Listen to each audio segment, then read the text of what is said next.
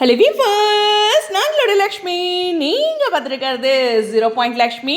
ஒரு சில டிலே நல்லதுக்கு தான், அழகாகவும் இருந்துச்சு இந்த டிலே அப்படின்னே சொல்லலாம். ஏன்னா சுவாமியோட வீட்டில் போய் ஒரு இன்டர்வியூ எடுத்துகிட்டு வந்திருக்காங்க.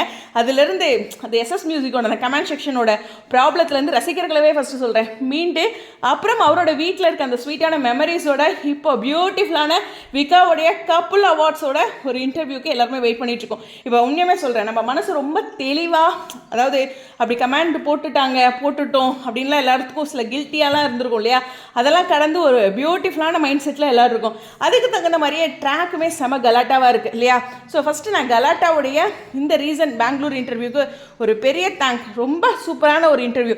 ஃபஸ்ட்டு ஒரு இன்டர்வியூ எடுக்கிறாங்களே, அவங்கக்கிட்ட தாங்க இருக்குது அந்த இன்டர்வியூட ஸ்டைலே. ஸோ ரொம்ப அழகாக இன்டர்வியூ எடுத்திருந்தாங்க. இப்போது ரொம்ப வெயிட் பண்ணுறோம். ஸோ லக்ஷ்மி பிரியாவும் இண்டிவிஜுவலாக ஹீரோயின் அவார்டு வாங்குறாங்க இல்லையா, அவங்களோட ஒரே நாளில் 2 பேர் இருக்கும்னு நினைக்கிறேன். லக்ஷ்மி பிரியா அங்கே இன்டர்வியூ கொடுத்துட்டு அப்புறம் விகாவோட இன்டர்வியூக்கு வருவாங்க. ஸோ 2 பேருமே பேக் டு பேக் 2 அவார்ட்ஸ் வாங்குறாங்க கலாட்டா மூலமாக, அதுவும் ரசிகர்களுடைய ஓட்டின் மூலமாக.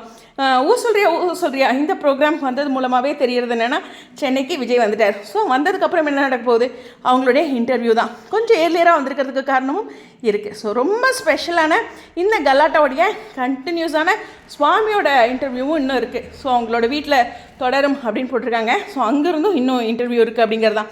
ஸோ பேக் டு பேக் சுவாமியோட ஸ்பெஷல் இன்டர்வியூ, லக்ஷ்மி பிரியாவோட அவார்டு இன்டர்வியூ, விகாவோட இன்டர்வியூ அப்படின்ட்டு கலாட்டா ரசிகர்களுக்கு சரமாரியான சந்தோஷத்தை கொடுக்குறாங்க. அதுவும் சுவாமி ஏர்லியராக வந்ததில் இன்னுமே கூடுதலான அப்டேட்ஸ் கிடைக்கிறதுக்கு ஹைலி சான்சஸ் இருக்குது.